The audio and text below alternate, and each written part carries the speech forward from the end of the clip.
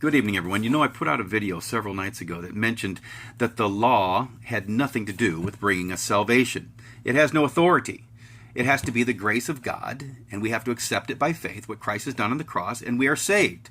When we have that gracious act poured upon us and we believe it by faith, we are in the family of God. But that non-justifying law has nothing to do with it. So, friends, we have to be justified in the eyes of God. So when Christ died on the cross, he gave us his justification of keeping the law on our behalf. So we did nothing to earn it. But there are people that believe, when I saw in the comments for that video, that yes, we're saved by grace and we accept it by faith. But in order to remain saved, we have to keep the law. So, my friends, if I have to keep the law to keep salvation, it is no longer a gift, as Romans 6:23 says. It is now a reward.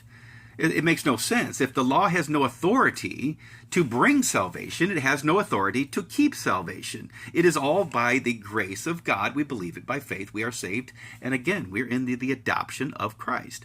No question about this, friends, but it's like if someone gave you a weekend getaway and it's at a very expensive hotel and you get there and you have this certificate that this rich man gave you and says all expenses paid. You get there and you take it to the front desk like, oh yes, come right in, and they show you to your room.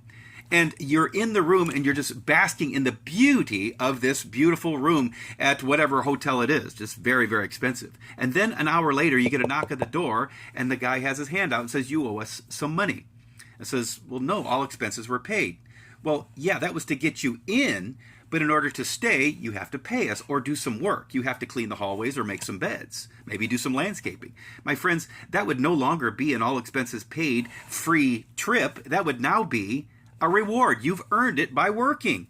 And that's not what salvation is, friends. Salvation is a gift of God because we had nothing to offer. We couldn't bring a law to get salvation. We couldn't bring a law or keep a law to keep salvation. God has given us this gift.